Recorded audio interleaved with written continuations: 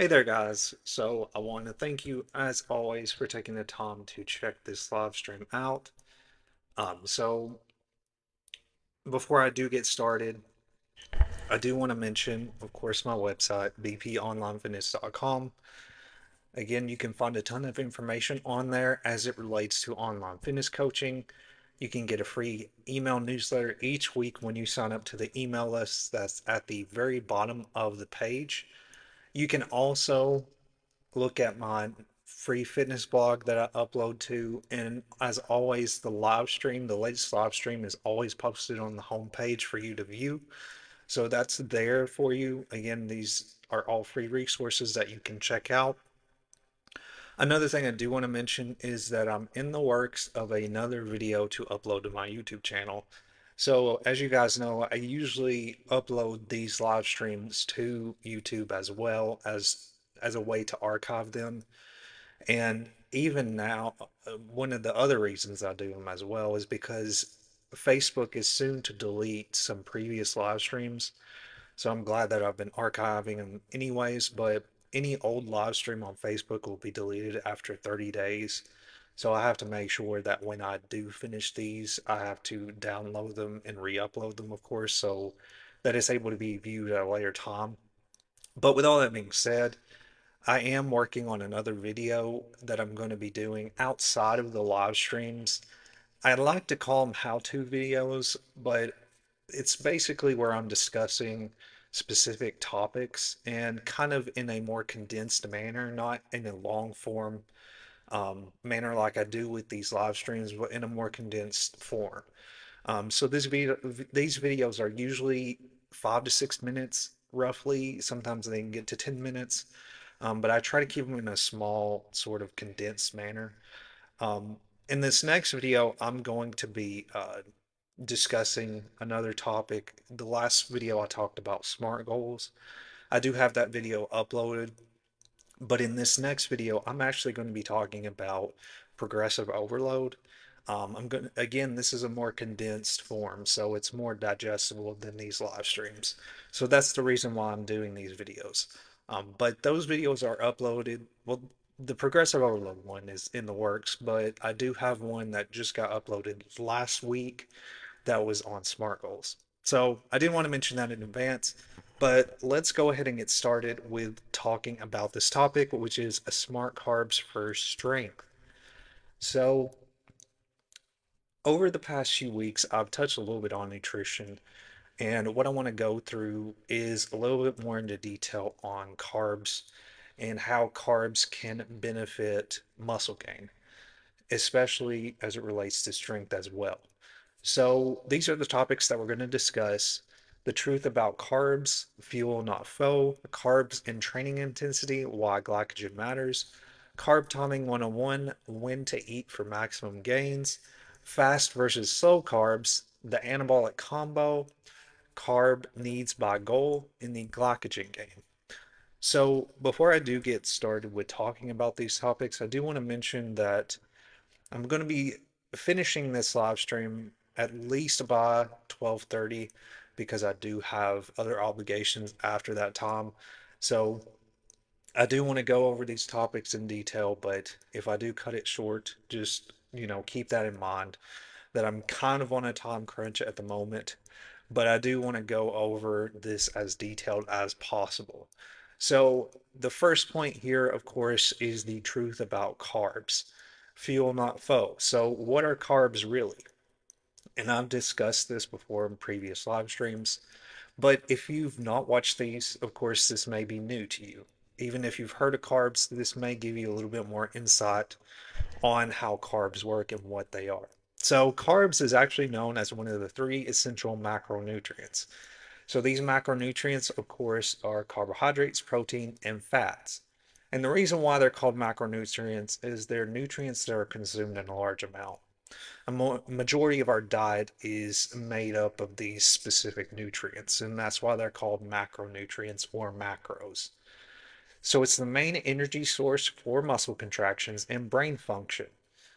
So, another thing to keep in mind with carbs is that they do store as glycogen in muscles and liver. So glycogen is another point that I'm going to discuss. And I did touch on it a little bit last week in my previous live stream, but I am going to touch again on what glycogen is. So keep in mind that when we're talking about carbs, the big misconception is, of course, that carbs are a bad thing. And that's not necessarily the case. And the reason being is that a lot of times people associate specific types of carbs, like when we think about carbs, we oftentimes think about bread. Anything that's like pastry like is usually what you think about when you think of a carb. But there are very healthy carbs that are important to include in your diet. And a lot of people really focus on getting less carbs in their diet. When if you notice that with people who focus, and I'm not saying that low carb would not be a bad thing in certain cases, but carbs are very important for energy needs. So when you have a lack of carbs in your system and you don't get the amount of carbs that you need, of course, the complex carbs is what I usually discuss, which complex carbs, if you're not aware, these types of carbs are the healthier carbs to choose. This is whole grain based, bread. This could be brown rice, quinoa, anything of that sort is going to be more of your complex carbs that's going to be more beneficial to consume.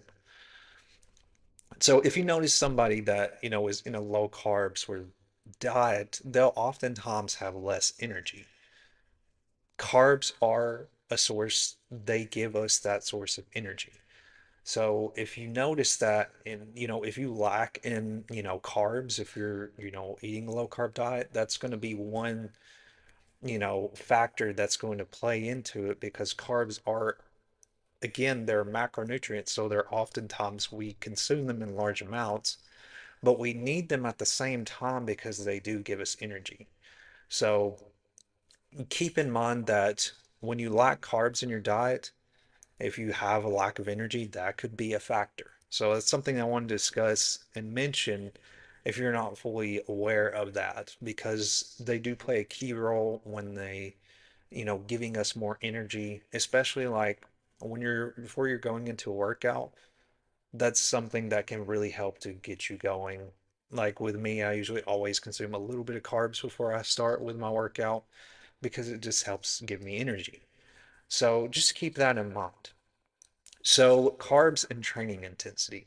So, why carbs matter? Primary fuel for high intensity training is very important. Carbs, including those carbs in your diet, if you're doing high intensity training, is going to be extremely beneficial. Again, it's giving you that energy. It's going to help replenish muscle glycogen stores. Again, this is also another aspect of it giving you more energy. So it's going to support more explosive strength, power, output, and endurance. You're seeing a pattern here that carbs are a great source of energy. So smart carbs for strength. So these are some things that you can keep in mind when it comes to if you're wanting to really, include these types of foods. It's not necessarily that's a bad thing. Like if you don't include, carbs every day, as far as like before your workout, post workout, it's not necessarily a bad thing if you, maybe some days you kind of miss. That's okay. A lot of times when it comes to really, especially with nutrition, it comes to basically building that habit up. So, smart carbs for strength. So, for pre workout, complex carbs are going to be the best options. So, again, like I discussed with complex carbs, these are oats, brown rice, quinoa, anything of that sort, your whole grain based bread, things like that are going to be the complex carbs. And again, this keeps sustained energy going. For post workout, you could think of fast digesting carbs. This could be fruit, rice cakes. This is going to help with the recovery process. Carbs do play, we oftentimes think of protein as being more of the recovery side of things, but carbs do play an important role in muscle recovery as well. Another thing to keep in mind is that daily timing. So match your carbs intake to training volume and intensity. This is something that I do with my clients. Usually throughout specific phases, their basically their macros will change periodically in order to help to adapt to those changes. So your workouts need to, better align with your your nutrition and your workouts should align with each other better. Because as you're increasing intensity, your body's going to need more of those nutrients to sort of back up that recovery, if that makes sense. So, carbs and performance. So, low glycogen. If you're having low glycogen, that's likely from a lack of carbs, which is going to lead to reduced strength and fatigue. So again, like I mentioned, if you have a lack of energy, like if you're not consuming a certain amount of carbs or you're having a low carb diet, you're going to have a little bit of lack of energy. And that kind of goes into that same aspect there. So well-fueled muscles can push more reps and more weight. And carbs also help to enhance recovery between sets and training sessions. So just keep that in mind that carbs play a crucial role when it comes to your performance in your workouts. So carb timing 101. So why timing matters for carbs. And I did touch on that just a second, but I'm going to break this down a little bit more. So carbs again equals energy. So smart timing maximizes performance, recovery, and growth. So again, carbs are going to help replenish glycogen stores and regulate insulin, aiding in muscle repair. So for pre-workout, this could be 1 to 2 hours beforehand.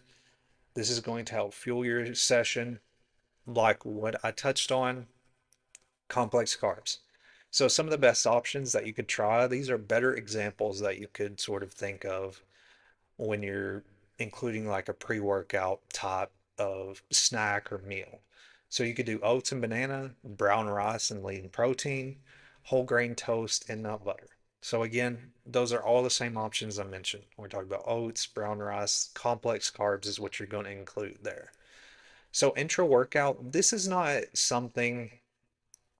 Intra workout is basically in what during your workout, in other words. And this is not something that's necessary for every situation.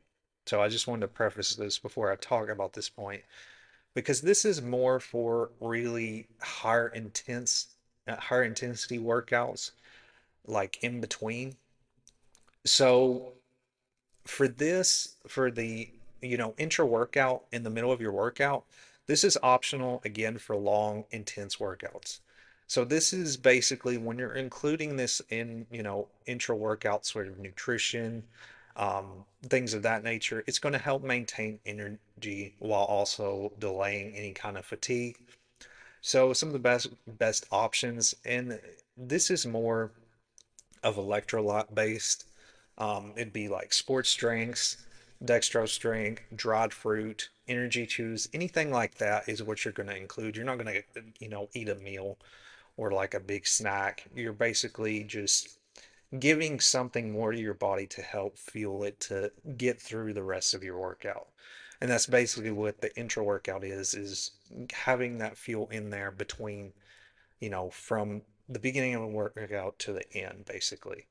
So I've mentioned this before, especially when it comes to if you're having a longer session.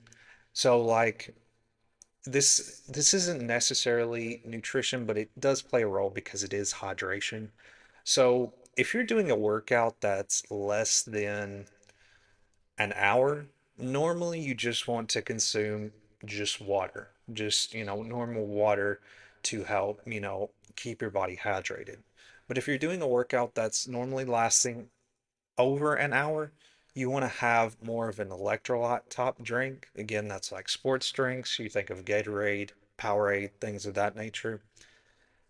So that's the reason being is that it's going to help you get through that workout because when you're going through a more intense workout, you're going to really be dehydrated. So that's the reason why you want to include that type of fuel in your workout. So I did want to sort of clarify there, even though we're talking about more of hydration in that aspect, it still does kind of play a role here.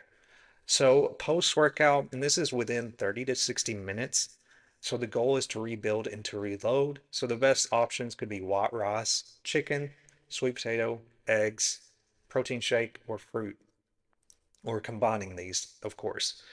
So one thing I do want to mention, so you see these time frames for each of these points. If you do go slightly outside that time frame, it's not like it's detrimental. The recommended frame of when to, consume post-workout is going to be, roughly within an hour. So the reason why there's a time frame here, so like 1 to 2 hours before with pre-workout and 30 to 60 minutes, is that that's when your body is really going to get the most benefits of that fuel. So, post-workout, the reason why you want to have it a little bit sooner is because your body is, in a, more heightened state. It's metabolizing things, at that time. And it's when you give it that fuel at that time, it's going to really maximize that muscle repair process. So that's the reason why you're seeing time frames here for when you should consume each. So I did want to clarify that there. But if you was to go just slightly longer and you consume those foods, that's totally fine. So fast versus slow carbs. So with fast versus slow carbs, there's a few things to keep in mind. So when it comes to each specific one, depending on what you're wanting to, do, these are the differences between these two carbs. So there are fast carbs, which have with absorption, they're rapidly digesting carbs and lead to quick energy. An example of these is white bread, candy, juice, and sports drinks. So fast carbs are like the options that you don't want to include in your diet, of course. So the glycemic index, it's going to spike your blood sugar, which is going to lead to a high GI with these specific types of carbs. So when you're thinking of bad carbs, these are the fast carbs. So this is just going to fuel quick bursts and boost recovery. So you could include fast carbs. It's just that you want to be, as far as in your diet, you just want to be mindful of the types of carbs you consume when it comes to these options. Sports drinks, like what I just mentioned, that could be a great option. Depending on how intense your workout is, that's totally fine to sort of add into that. But like your other options, like when we're talking about white bread and candy, of course, that's not a good option. So it's just about being mindful on when to incorporate that type of carb in your diet. So slow carbs, this is gradual digestion and sustained energy. That's how these carbs absorb in the body. Again, these are oats, sweet potatoes, brown rice, and quinoa. The same points that I discussed, these are basically the same as complex carbs, in other words. So low to moderate GI, glycemic index here keeps a stable blood sugar. So these are the good options.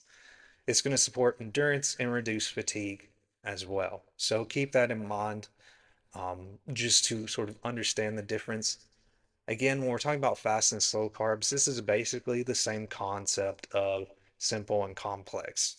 Simple carbs are oftentimes the bad carbs, and then complex are the good carbs to consume most of the time. So the anabolic combo. So combining smart carbs with high quality protein after training creates the perfect environment for glycogen replenishment. Again, this is energy, muscle repair and growth via protein, elevated insulin response to drive nutrients into muscle cells, and faster recovery and readiness for the next session. So having a good combination here of carbs and protein is very important, and it's going to make a big difference in the results that you see, in combination with your workouts. So a smart carb, as mentioned, is going to be brown rice. A lean protein that you could combine with that could be grilled chicken breast. This is a combo I do every day. This is one combo that is always in my diet pretty much every single day is brown rice and grilled chicken. And again, it can get boring at times, but there's ways that you can, season your chicken. You can add olive oil, which is a healthy fat. But This is a go-to for me, is grilled chicken and brown rice is one of the best combinations that you can do. Another option could be oats or quinoa along with a whey protein shake. This is another thing I do. Usually with my breakfast, usually I always have oatmeal for breakfast and I'll always have protein shake with that oatmeal. Sometimes I'll do toast as well, banana. I usually have a pretty big breakfast, just to, because a lot of times, that's after I have my workout because I normally work out in the morning. So I try to have a pretty decent sized breakfast to help with that, recovery. So that's why I do that. You don't necessarily have to have a huge breakfast. I think depending on what time you train is going to be more of what your focus should be as far as how much you consume. Like roughly, I consume around 1,000 or so calories at breakfast. Again, you don't have to, or it could be between 800 to 1,000 calories, sort of in that range. I know that sounds like a lot, but the reason why I do consume that much is because, well, a lot of times with my workouts, I usually burn at least 500 to 700 calories alone when I do my workouts in the morning. And so I just use that, use that time again for fueling, when I get back home to get, all the nutrients my body needs. And so I don't usually consume a lot of food throughout the day. Um, because like my lunch is usually smaller, and then from there, I'll usually have a decent sized sort of dinner.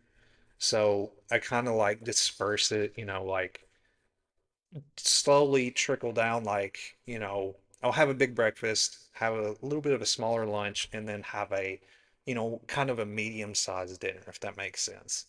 And then it gives me over like 2,500 calories, roughly in that range. So another option, bake sweet potatoes, eggs, or egg whites, bananas, and Greek yogurt. A lot of these options I actually include in my diet, especially bananas is something I always have every day. Greek yogurt is something not every day, but it's pretty often if I have a snack, I'll usually include that. Hard-boiled eggs is something I usually include a lot of times. I usually use it as a snack. But again, these are great options to sort of incorporate. So carbs need by goal. So depending on your goal, it's important to be aware of, you know, what kind of carbs you need or the best example of the carbs you need. So for muscle gain and strength, you want a high fuel, heavy training and replenish glycogen type carb, or type of carbs, I should say. So you're going to have 3 to 5 grams of intake based on your body weight, roughly. So a lot of times when you see intake and you see this certain amount of, you know, like a lot of times with protein, it's basically like 1 to 2 pounds per body weight. That's basically the same concept here with carbs, is that you're consuming 3 to 5 grams of carbs per your body weight. So, like what I mentioned previously, when we're adjusting carbs, it's the same way as intensity changes, as our body weight changes, we kind of have to make those adjustments, as they happen. So that's why, like I mentioned with, when I assign clients workouts, that they'll, go through specific phases, and I'll change their meal plan and their macros depending on where they're at. So that's one of the reasons there. But just keep in mind when you see these 3 to 5 grams, 2 to 3, that's basically per body weight how much carbs you need to consume. So for smart carb example, again, this is oats, rice, potatoes, whole grain bread, and fruit. If we're focusing on fat loss and performance, we want to have moderate sort of carb intake to support lifts while in a slight deficit. So you're going to consume less carbs if your main goal is focusing on fat loss and performance. So this is quinoa, legumes, berries, and sweet potatoes are going to be a great option. If you're focusing on maintenance, again, you want to have, a balanced approach to that. And that can be the same with your other macronutrients. So you're going to consume 2 to 5 grams to 4 grams of carbs with that particular intake per body weight. And this is going to be whole grains, fruits, and vegetables. So low activity and rest days is still important to include, but you may want to lower your carb intake slightly So lower, reduce excess intake without overcutting. So again, it's still important to include those, but just lower it slightly. You can include leafy greens, non-starchy vegetables, and light fruits as carbs to include on a low activity or a rest day. So the glycogen game, again, like I discussed before, glycogen is a stored form of carbohydrates in your muscle and liver. It is the primary fuel source during strength training and high intensity workouts. It is depleted during lifting, especially compound and high volume sets. So why it matters. Low glycogen again leads to low performance. Inadequate stores can lead to muscle fatigue, decreased lifting capacity, slower recovery, as well as increased muscle breakdown. So, how do you refill the tank when it comes to glycogen? So, you want to eat smart carbs. Again, you're kind of seeing a pattern. So, this is oats, rice, fruit, and potatoes. So, prioritize pre and post workout meals. Again, like what I discussed previously, combine with protein, like what I mentioned about the anabolic combo. Lean proteins along with the complex carbs combine with protein to boost replenishment and repair. So again, glycogen, I want you to be clear on what that term means. It's the primary fuel source. It's where it's what's giving your body fuel, in other words, and carbs are what gives your body that glycogen and that energy that you need. Alrighty, guys. So, again, I know this was a lot of stuff, but I hope that I clarified it pretty well. If you do have any questions about anything I discussed today, feel free to let me know. I have all my contact information here on screen. Again, check out my website, which is bponlinefitness.com, and feel free to check out all the resources I have there. I do want to mention too that I'm still offering 30% off online fitness coaching. It'll last for the rest of this week. I believe I'm going to end it next week, but I'm still offering that for the time being. So when you go to my website, you'll see that at the top of the homepage where I have a discount. If you just click that sign up button and you go through the full form that I have to sign up for online fitness coaching, you can get that discount.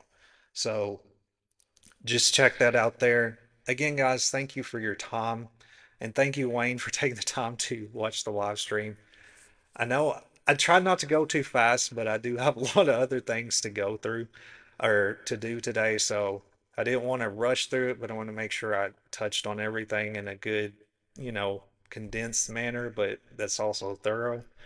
So thank you guys once again. This will be uploaded to YouTube. So of course, if you miss any of them, they're all going to be on YouTube. I archive them and keep them so that if you miss any of these, they're always there.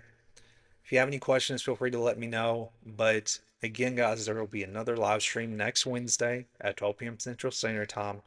I'll have that event uploaded by the end of the week. But thank you guys once again, and I will see you guys